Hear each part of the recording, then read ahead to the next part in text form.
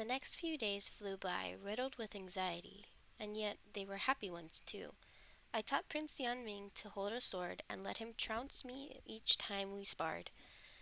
He showed me how to fold paper animals, and we sang silly songs that we made up together. When he discovered that I knew just one story of his beloved dragons, he gathered his books and together we read of how the dragons saved the merfolk from sea monsters, how they purified the waters when a swarm of venomous jellyfish tainted the ocean. It was little wonder their absence had left such a void in the eastern sea, and when he flung his arms around my neck, squeezing me with his soft arms, a warmth bloomed inside me. He slipped through the wall around my heart, becoming the childhood companion I never had, the sibling I never knew I wished for. All too soon the day of our ruse arrived. I sat in a room with Wenji as two palace attendants fussed over me, assisting with my transformation into Lady Anmei. Could you try to act demure and gentle? Wenji suggested. Take smaller steps when you walk. Your gaze should be softer. Lady Anmei is a delicate flower, so could you try not to be a thorn? I bit out, my temper frayed thin. For the past hour, he had been lecturing me on the behavior I should emulate. I shot him a deceptively sweet smile. Perhaps you should dress as Lady Anmei yourself, since you seem so well versed in her mannerisms.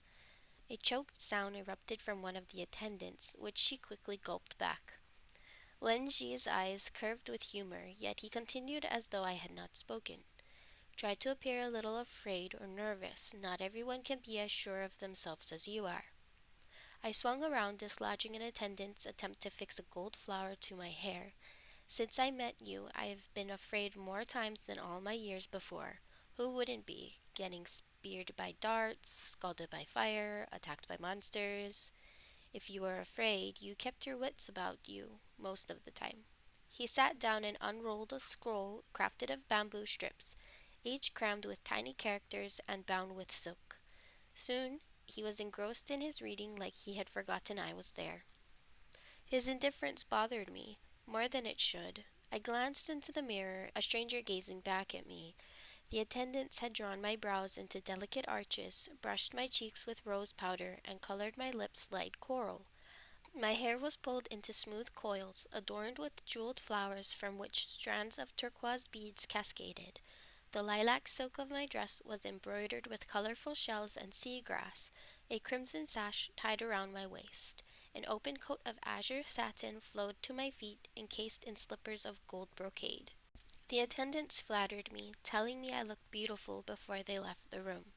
Are you ready? A note of impatience rang in Wenji's voice as he turned to me. In the sudden quiet, I found myself holding my breath. You look different, he said finally, though such as you does not need all this gilding. Gilding? I was torn between laughter and mortification. Might I remind you this was your idea? He shrugged. A good one, but I did not say I liked it. It was no compliment, yet the intensity of his stare sent a tingling rush through me, like a cool breeze gliding over my skin. Before I could reply, he picked up the scroll and resumed his reading. As I rose to find a book of my own, I stumbled, tripping over the hem of my coat. Wenji shot up to catch me, his fingers closing around my arms. Light kindled in his eyes, my heart racing like I had run a long way. But I had learned such feelings were dangerous, and the wounds they could inflict more painful than those from a blade. I pulled away, averting my gaze. His hands dropped to my side, an awkward silence descending over us. Fortunately, Prince Yan Ming arrived soon after. At the sight of me, he burst into laughter, dousing my brief pride in my appearance. You're wearing Lady Anmei's clothes. She is Lady Anmei for today, Wenji reminded him sternly. Remember what your brother told you, your highness. The mirth vanished from Prince Yanming's face as he nodded, his body shaking a little. Of course, he was afraid, knowing he and his loved ones were in peril. Crouching down, I clasped his shoulder. Don't worry, I told him. It's a little dangerous, but you'll be safe. Your brother is waiting in the forest with his guards, and we won't let anything happen to you. His teeth gnawed his lip. What about you? I don't want anything to happen to you either. Nothing will. I promised, wiping the sweat from my palm before taking his hand. I will take care of us. An odd look crossed Prince Yanming's face. But you're not a very good fighter. I always beat you, and I only started learning. Wenji snorted while I glared at him.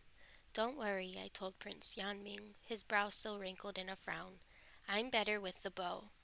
Together we walked in silence from the palace to the shore. A large tent had been erected there for our use, far from the shoreline. A visible target for Governor Renyu's forces, and one which I hoped would prove irresistible. Once we were inside and the flap had been lowered, I set about concealing weapons, bows, and quivers of arrows around the tent. Afterward, we took a long stroll on the beach, the noon sun beating down upon us. The residents had been escorted to safety, leaving disguised celestial soldiers in their place, while Prince Yanxi and his army hid in the forest that bordered the beach. I did not let go of Prince Yanming's hand as I scanned our surroundings for any sign of danger, yet there was none, the sea tranquil and clear. Soon after we returned to the tent, Prince Yanming fell asleep, perhaps exhausted from the strain of the day. I covered him with a blanket, watching his chest rise and fall, the serenity of his face striking me deep. I would keep him safe, I promised silently, no matter what happened today. Looking around for something to distract myself, I found some books and a weiqi board set up in a corner, its black and white stones gleaming invitingly. But I was in no mood for either. Waiting to be attacked shredded my nerves raw, unlike Wen Shi, who sat in a chair reading his scroll with unflappable calm. An urge gripped me to disturb his concentration. When did you come to the Celestial Kingdom? I asked. A while ago. Undeterred by his curt response, I pressed on. Which of the four seas are you from? He raised his head then, fixing me with pointed stare. Why the sudden interest? I sighed. There isn't much I can do here other than talk. Unfortunately, I don't have much choice for company. Why don't we talk about you? He suggested. Where are you from? The Southern Sea. Caught unaware, I said the first thing that entered my mind, what I had been schooled to say before. The Southern Sea? He repeated slowly, setting his scroll down. And yet you've never seen the ocean before. My face flamed. How fortunate that it was covered under a layer of powder. I left when I was a child and don't remember anything. What of your family? I was eager to shift the conversation away from me. He was silent for a while. I have kin in the Western Sea, but I haven't seen them for a long time. My responsibilities keep me well engaged. Do you miss them? I asked, thinking of my mother. Some more than others, he replied with a tight smile. He picked up his scroll again, a sign that our conversation was over. I had finally met someone as reticent as me. Was he unwilling to speak of his family because of the Western Sea had sided with the demon realm in the war? Perhaps it was prudent not to remind others of it. Though the celestial kingdom was now at peace with the four seas, immortal memories were long. I opened my mouth to ask another question, then hesitated. Not everyone's past was a path through sunlit fields. We each had our own corners that we preferred to leave in the shadows. The sun dropped lower in the sky, and still there was no sign of the merfolk. Had our plan failed? Was Governor Renyu too cunning to fall for our ploy? How much longer must we stay here? Can't we leave now? Maybe the bad governor won't come. Prince Yanming had been restless since he woke, unused to being confined. I glanced at Wenji. Shall we take another walk outside to reassure them we're still here? They could be waiting until nightfall to attack. Merfolk are adept at seeing in the dark, he said. What if we spread the word that Prince Yanming is leaving soon? The guards and attendants can make a pretense of preparations while we walk near the water. After that, His Highness should be escorted to safety. Our danger increased with every passing moment. However, it would be better to provoke the merfolk into action than let their plan unfold as they wanted. He nodded, calling in the guard to relay his instructions. Before we left the tent, he passed me a small dagger with a silver hilt. Keep this on you at all times. I took it, tucking it into my sash, concealed beneath my coat. It was more an ornament than a weapon, yet this was all I had to defend myself. No, I reminded myself. I still had my powers, and even with my bare hands, I was not helpless. The ocean was restless now, its gray-green waters turbulent. Foaming waves crested high before crashing against the shore. Breaking free of my grasp, Prince Yanming ran ahead of me. I chased after him into the water, drenching my slippers and skirt. An inky shadow fell over us as though night had fallen, cold dread congealing in the pit of my stomach. Towering above us was an enormous octopus, blocking out the sun itself. Giant tentacles, each twice the length of a grown man, lashed out, splashing water and flooding the beach. Riding upon the creature was a warrior in pearlescent armor that reached his knees and left his arms bare, a crown of red coral branches woven into his hair. Around his neck gleamed a large pendant, a gold disc encircling a glowing yellow stone. In one hand he held a spear, and in the other a shield studded with vicious spikes. His eyes were as pale as a glacier, and when they locked on me I froze. Governor Renyu. Wenji shouted in warning as the governor's lips curled into a smirk. The octopus, it was almost upon Prince Yan Ming. Dashing deeper into the water, I swept him up, clutching him tightly as we raced for the rising tide. A tentacle lashed out behind me, slicing my calf. I choked back a cry, forcing myself onward through the churning current as the stinging seawater stripped the blood from my wound. Just as we reached the shore, the water foamed with thousands of quivering jellyfish, poisoned stingers coating their translucent tentacles. The merfolk rode the crests of the swelling waves, roaring as they stormed the beach. With an answering shout, Prince Yanji's men surged from the forest. The celestial soldiers threw off their disguises, their armor gleaming in the late afternoon light. A sudden tension ripped through the air, shimmering and flickering with energies of the warriors, as the armies collided. Bolts of fire and ice hurtled into hastily erected shields. Swords struck in the thunderous clash, ringing through billowing sand. Prince Yanming trembled in my arms as we sprinted to the tent. But when agonized screams erupted from behind, I halted, whirling around. My heart plunged at the sight. The giant octopus was wrapping its tentacles around celestial soldiers, hurling them into the ocean, where venomous jellyfish swarmed over them, dragging them beneath the waves. Wenji shouted for them to move to higher ground, but his words were lost in the chaos. His energy erupted in a blaze of light, solidifying into a towering shield along the shoreline. Yet the area was too wide, his magic spread too thin. Flanked by several warriors, Governor Renyu raised his hand, blue light streaking forth to strike the barrier, once, twice, and then again, until at last Wenji's shield shattered. I would have darted for a weapon, but if I discarded my pretense the governor might sense a trap. The merfolk pressed on, eagerly now, as our shoulders scattered like wind-blown leaves. Wenji was shaking. I had never seen him look so distraught, so anxious, furious, and frustrated. Go, I urged him. You don't need to stay with us. I'll watch over Prince Yan Ming. He stilled, his eyes fixed upon the carnage. What will you do? I'll stay in the tent. It will be safe there. Without waiting for his answer, I stalked away with Prince Yanming. Several soldiers waited inside the tent to escort him to safety, but when they tried to take him from me, he clutched me tighter. Aren't you coming? His voice shook. I brushed his cheek with my knuckle. Your Highness needs to leave now. Your brother is waiting for you. I'll join you soon. Do you promise?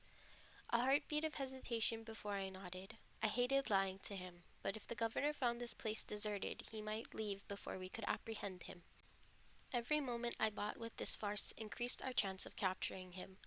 My heart thudded as I watched Prince Yan Ming and the soldiers slip through the back of the tent, disappearing into the safety of the forest.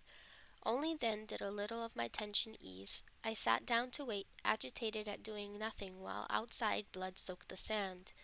We had hoped to trap Governor Renyu, but he had caught us unaware by the ferocity of his attack and the sea monsters under his command. Tossing off my sodden coat, I pulled out a bow and quiver, placing them on the table within reach.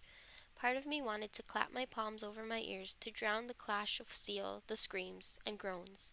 How much longer could I bear this?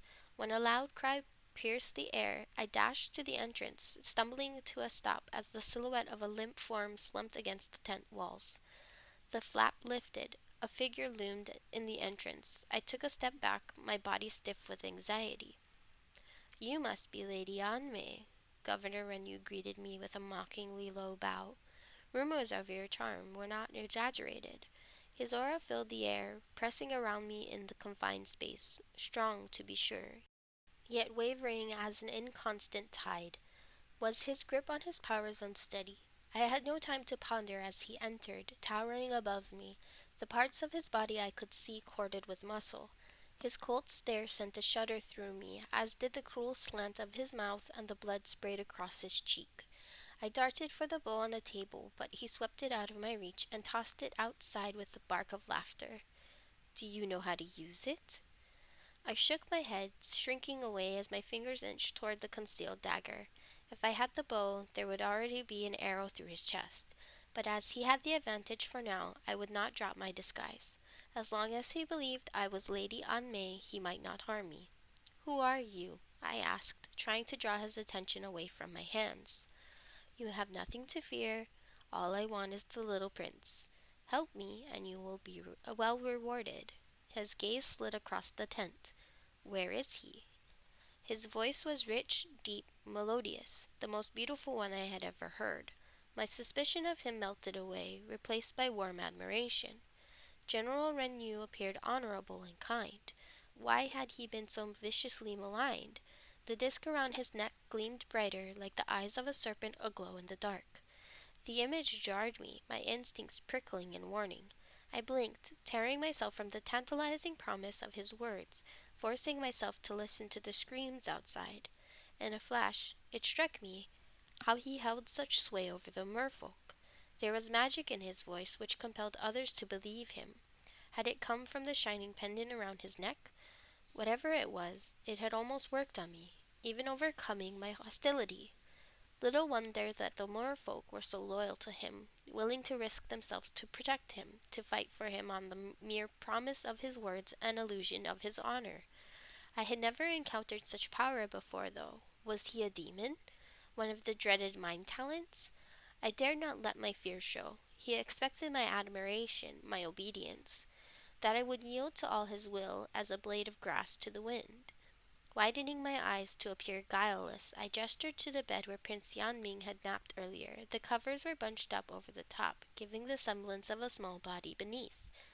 He's sleeping, I said. His mouth curved into a vicious smile. Once the Eastern Sea is mine, I'll dispose of the brat, and we'll rule together. The other kingdoms will fall to me too, and you'll be the queen of the four seas. He stretched out his hand, promising what he believed I wished to hear. Anger flared in me to hear him speak of Prince Yanming and his despicable plans, yet I was glad for it to bolster my wavering will. I stared at the yellow gem against his chest. This close, a strange power emanated from it, rising the hairs on my skin. What makes you think you'll win? The merfolk obey my every command. As to the sea creatures, you have nothing to fear with me by your side. His words spilled through like liquid honey, even as my insides recoiled. How tempting it was to agree with him, to earn his approval. No, I could not succumb. I could not end up one of his unthinking minions. My nails dug into my palms as I channeled a surge of energy into my ears to seal off my hearing. Cloaked in a sudden silence, I could barely hear my own breathing. My gut twisted at the thought of fighting him this way, but I feared more falling under his control. I fixed my gaze upon him. There would be no telltale rustle of a step or the whistle of a sword to alert me, a risk though a necessary one. As he moved toward the bed, I grabbed the dagger from my sash and hurled it at him. He swung aside, the blade slicing his cheek. Without a pause, he lunged forward, tearing the covers from the bed, snarling to find it empty. At once he spun to me, but I darted for the nearest bow, drawing and releasing an arrow in the same heartbeat. With a sweep of his shield, he batted it to the ground. I shot one after another in a frantic pace, until my fingers stung from the grooves riddled across their tips. He was quick, though, evading each one with startling speed. My elbow slammed into the shelf as I groped for another arrow. As his knuckles whitened around his spear, I flung up a shield just as his weapon slammed against it. My last arrow sank into his shoulder. I dove for a new quiver, so intent upon it that I did not sense the shift in the air until something stabbed my calf, spreading like wildfire. Two silver needles protruded from my leg, pinning the silk of my dress to my flesh, stained with the greenish liquid I had seen once before. Sea scorpion venom rushing through my veins. My shield was no more, dispelled, leaving me as helpless as a rabbit snared in a trap while the hunter stalked ever closer. His lips peeled back, stretching wide, yet all I heard was a faint humming. I loosened the seal over my ears until the faintest whisper slid through. All I had left to slow him with were words. "Coward!" I hissed, trying to delay the inevitable end, to goad him into rashness. "Fight me without such tricks." Losers complain, and winners have better things to do. He spoke with a smug complacency that sent fear shooting down my spine. The pull in his voice was still there, but fainter now. I could barely hear it. I reached for my powers, struggling to steady myself against the searing agony of the poison. The gem around his neck glowed like sun-struck gold. As I stared at it, I asked, "Your pendant, is that how you're controlling the merfolk?" My voice sounded as though it came from far away. "Such magic is despicable." "Despicable because you cannot wield it? Because you fear it?" He cocked his head to one side, though I did not think he expected an answer. "The merfolk have always harbored such suspicions against the sea immortals. I merely lit the spark of their prejudice, nudged their will to mine. How is this any different from holding a sword to your enemy's throat? Why should one victory be deemed honorable and the other not?" "It's not the same," I ground out. "You've taken away their freedom to choose, to judge on their own, to compel them to acts they might rather die than commit." I fixed him with a scornful stare, even as I shrank away inside. "But no enchantment is unbreakable. You'll pay when they break free. Death is the only release for those under my control." A cruel light gleamed in his eyes. There were a few who angered me with their incompetence, others who were too difficult to dominate. Just before they died, such clarity shone in their faces. Rage, too, that they had been taken for fools. It made their end all the sweeter, as yours will be. A spear flashed. Fighting through the pain, I seized my powers, but then his fist slammed into my temple. Pain engulfed me, my energy dispersing. If my feet could move, I would have fled, but I could not even choke out a scream through the crushing numbness which sank over me. My arrows, I still had them. While my legs were rooted fast, my arms were still free, at least for now, until the poison spread. I grasped around my back, fumbling inside the quiver. As I seized one, the governor snatched it from me and snapped it into two, grinding the metal tip against my palm until he drove it through my flesh. The agony stripped my mind bare. I could not cry out. I could hardly breathe. With a malicious sneer, he wrenched the bow from my grasp, throwing it beyond my reach. Picking up his fallen spear, he pressed it to my chest, exerting it just enough pressure to pierce my skin with its venomous tip. Blood blossomed on the silk of like a crimson hibiscus unfurling its petals. I gasped then, my upper body convulsing before it froze. From the curl of his lips, I knew he relished my suffering. My heart recoiled, stabbed by regret. Would I ever see my mother and Pinger again? Li Wei's face flashed through my mind, and oddly, Wenji's too.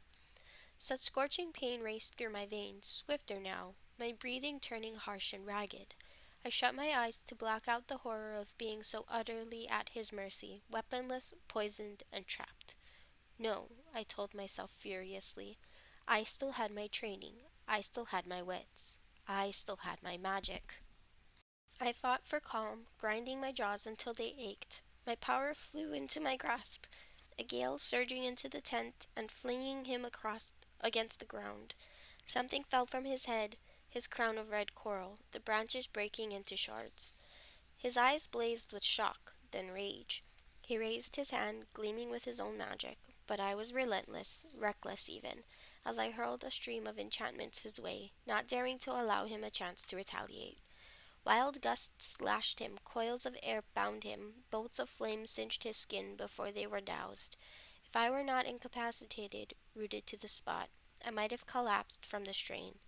Never had I fought so, relying on magic alone.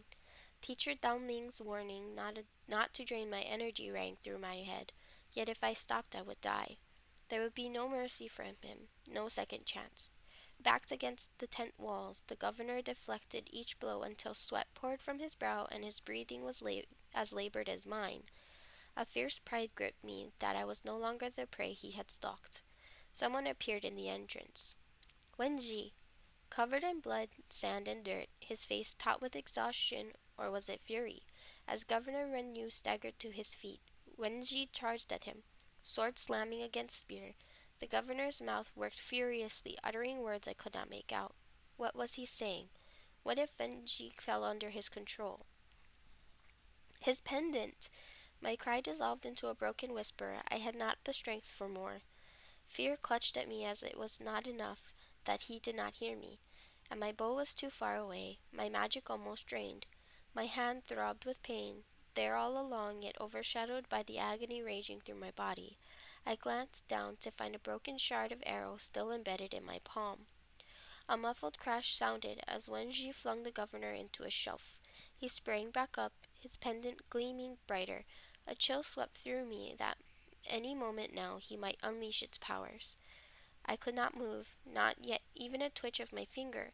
The venom had incapacitated me entirely. Yet I could not let Wenji fall under governor's control. Yet I could not let Wenji fall under the governor's control. Gasping for air, I scraped my energy to form a current of wind, slender but swift and strong, which tore the arrow shaft from my flesh and hurled it at the governor. It struck his pendant, slamming against the stone. The yellow gem cracked, the light fading from it. Governor Renyu's mouth opened in a rage-filled shout, but it was as whispers to my ears. I was afire with pain, numb to all else. Wenji whirled with deadly grace, his foot colliding into the governor's side. As the governor staggered back, Wenji's blade slashed across his ribs, the pearlescent scales of his armor splintering. The governor's mouth rounded as a strange expression crossed his face. Was it shock? Disbelief that his enchantment had failed? Whatever it was, I was glad for it, a vicious satisfaction flaring in me. Governor Renyu was panting, his movements growing more frantic as he flung off Wenji's brutal blows. He was careless now, reeking of desperation.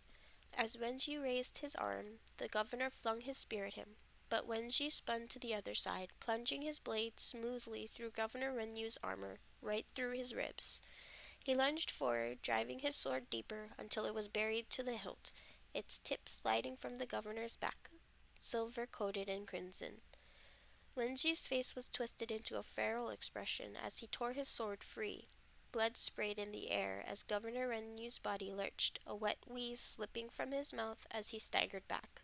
His hand fumbled over his gaping wound as his blood, so much of it, streamed through his fingers.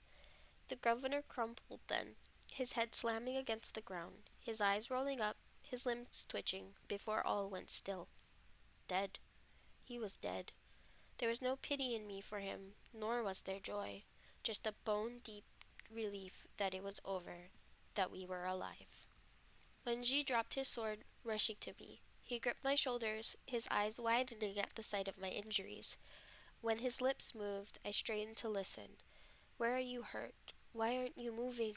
Despite the comfort of his touch, a coldness spread over me as though I was buried under a layer of snow. My vision blurred. As I gazed up at him, the last thing I saw the darkness claimed me.